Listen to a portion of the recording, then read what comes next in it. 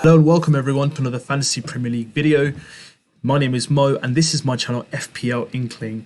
The latest and best news for all the Fantasy Premier League this season 2021-2022 can be found on this channel, and I'll be hosting it and giving you guys my intake and tips on the game itself. So before we begin, let's do these formalities. Welcome if this is your first time. Thank you if you're returning to watch more content on my channel. If you haven't subscribed just yet, no better time than now. Take that precious moment, hit that subscribe button and subscribe to FPL Inkling and join the family of Fantasy Premier League, the best league and the best content available for you to see. In addition, if you like this video, all you need to do is hit that lovely thumbs up icon that you can see. Let me know what your thoughts are. And if you want to be those fortunate people or the people who really want to be dedicated to my content, all you need to do is hit that bell icon to get the latest notification on your phone, smartphone, or any devices that you use for YouTube to let you know when I release my content. So now the formalities are done, let's get stuck in and let me tell you what today is going to be all about. So this video is going to be my 5 tips for your FPL season, my best 5 tips on how you can make sure you have a successful and a brilliant season in terms of the FPL game, how you can maximize your returns, how you can make sure you take advantage of certain things available on this game like chips and alternatives to make sure you guys play the best game and finish with your highest rank in the game itself. So number one, and the biggest key for me, is to use your chips wisely and make sure you use your chips in double game week. So let me go through the chips that every manager is kind of given at the start of the season, and you can choose to use them at any point, at any time. Now in previous seasons, the errors I made was I went early. I see a good fixture, Manchester City play Brighton, Manchester City play Burnley at home, Manchester City play Norwich or Watford at home. I will put someone like a Raheem Sterling, Sergio Aguero, Mahrez, De Bruyne, David Silva back in the days. I'd put them as captain and go, do you know what, I think they'll go absolutely mad. And do you know, they've probably finished up with 2 points in that game and that triples up to 6. I've actually wasted that chip. What I've learned as the game's gone along is to hold on to those chips to the second half of the season. You'll get a far better chance of maximising your return from this chip. You may not be as high as ranked because someone's already used it and got like 50 points, 60 points and done well in one game week. Look, that's pot luck. How can I help you improve your overall probability of doing better, if not the same? Why not use it in a double game week? So if you're here for the first time and you're playing it for the first time, let me break it down to you what a double game week actually consists of and what it actually means for you as a manager. Now there may be a point, unlike last season, it may be like last season where you get a few games where all your 11 players will get an opportunity to play a double game week, but usually it used to be like 1 or 2 teams or 4 teams max. If there's 2 games rescheduled for COVID or the weather conditions or anything else, they get replaced into another game week, and sometimes you won't get points in that game week itself. You may just want to, make some transfers and then bring him back to kind of like strengthen your team a couple of weeks onwards. So I'll give an example. Let's say you have Mo Salah in your squad. So in a double game week, Mo Salah is going to be playing Everton and he plays, let's say, Newcastle. Now, the benefit of using your kind of chips there, for example, the 4 chips which I'm going to mention to you, is going to be a wild card. So you get that issued at the start of the season, and then around the end of December, which is when you pass the halfway season, so you get 2 wild cards. So that's 2 chips plus triple captain. So triple captain is what I'm going to talk about now. You get bench boost as well, and in terms of that, you get a free hit as well. So how that's going to work is if you've got a double game week and you want to play triple captain, then let's say you get Mo Salah, he'll now then have 2 games in that week where he'll have a chance to kind of get those scores. So let's say he gets 10 points in one of the games, and let's say he gets 6 points in the other game. So he's got 16 points overall in the game week. Triple that, he gets 48. That is a huge advantage. Let's say he blanks in one of the games, he gets 2 points, and he gets, let's say, 14 in another. Again, he's got 16, and you'll get 48 overall. You run the risk of having one bad game, but another opportunity of getting a good game week. There could be a chance where you flop in both games in terms of your captaincy choice, but that's a far less risk or less likelihood than doing it in just one game week. Let me explain the other chips to you guys as well. So you get a free hit. A free hit, it means basically for this game week you can make as many substitutions as you like. You won't be penalised on any -4 kind of hits. That team will be there and valid for that game week only. So let's say you make 8 transfers, they will only be for this following next game week only. Once that game week is over, your points are added For the next game week, you'll revert back to the original squad you had before you played that free hit. The next one after that, you got bench boost, so you got a total of 15 members in your squad. If you use it in a double game week, that's going to be beneficial for you in the sense that your players on the bench will get 2 game weeks as well to kind of add to their points to overall help your score in a double game week, and you can hit that 100-point mark that everyone aims to hit on a weekly basis to hit that century, which is not very common, but once you do hit it, it's a very satisfactory feeling indeed itself. And then there's a wild card as well, which you've mentioned that you can play, and you can change your team entirely, and that will continue moving forward as the weeks go along. Second tip for me is to select the best and most popular captain. So there's 2 points. It's always good to always chase differentials, but sometimes it's really good to just follow the crowd. You don't want to be left far behind. So I'll give you an example. Let's say I've got Salah and Fernandes in my team here. Let's say Fernandes is playing Man City this week. Salah is playing, let's say, Brentford, who've been promoted recently.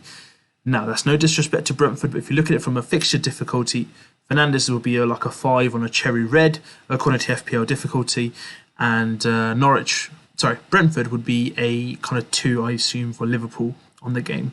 The likelihood of him in a double game week, will be more fruitful for him.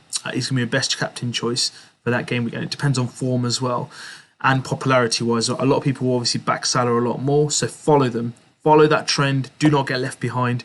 Those are the 2 tips for me, is basically choosing the best option. It might not be the most popular one that week, but choose the best one. A lot of people like to chase differentials. They like to go different. They'll probably choose Rafinha or something. Not bad at all. It may work out, but do you know what? If it doesn't, and the most popular choice does, your ranking will go significantly lower, and it will affect your overall ranking for the long run, the long race. It's a big game. It's a 38 game week, so you need to stay in touch with your competitors. And what better way than choosing the right best choice with the most popularity as well. Number 3, use your wild card sensibly. So a lot of people go early. So first 3 or 4 game weeks, a lot of people will look at the fixtures, look at the scores, and they'll be like, oh my God, this player's playing well. Vardy's got a hat-trick in his first game week. Oh my God, I haven't picked him. I need to swap Werner, upgrade him to Vardy, and take out Alexander-Arnold and make him a Chilwell.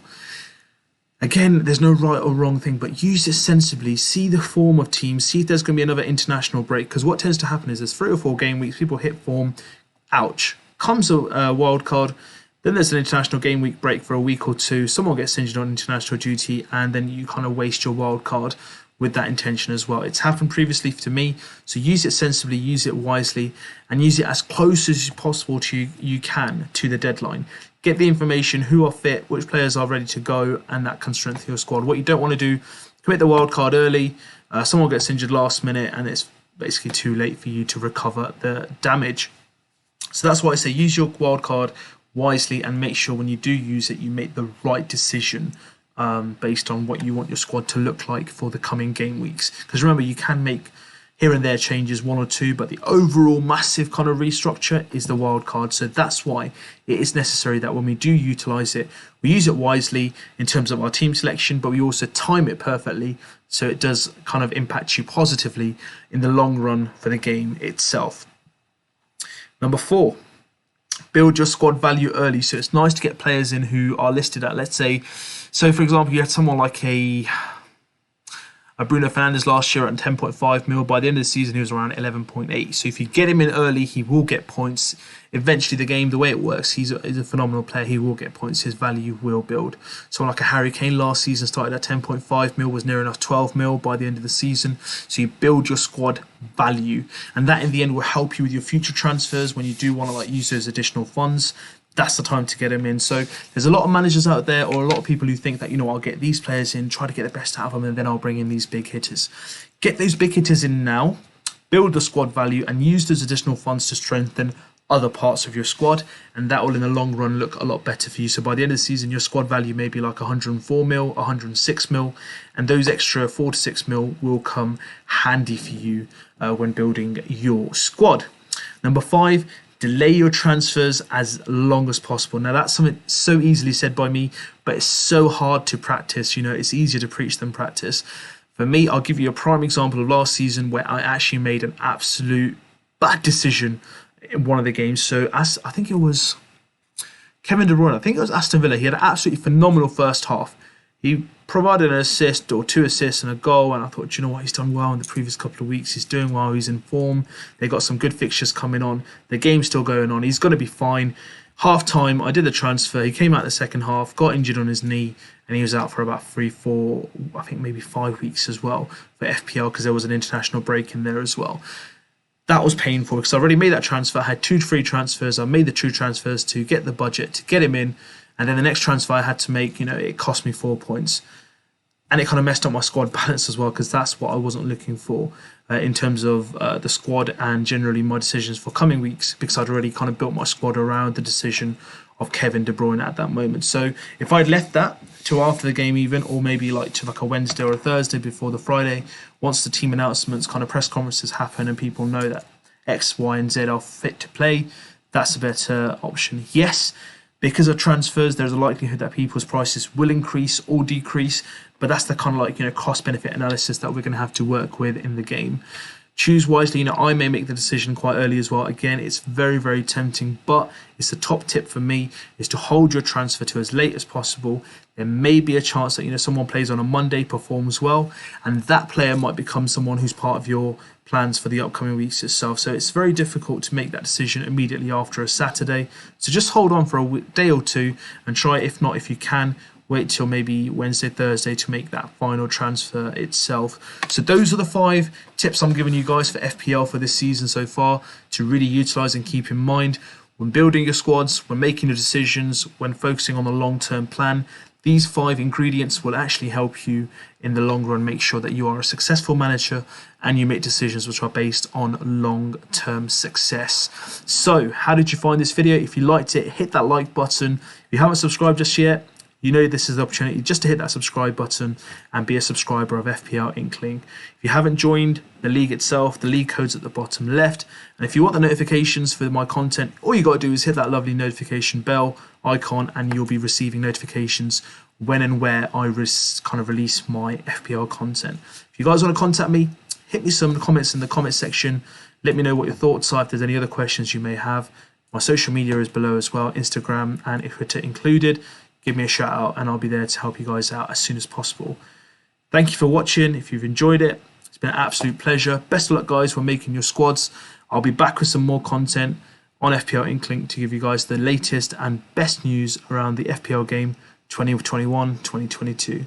See you guys soon.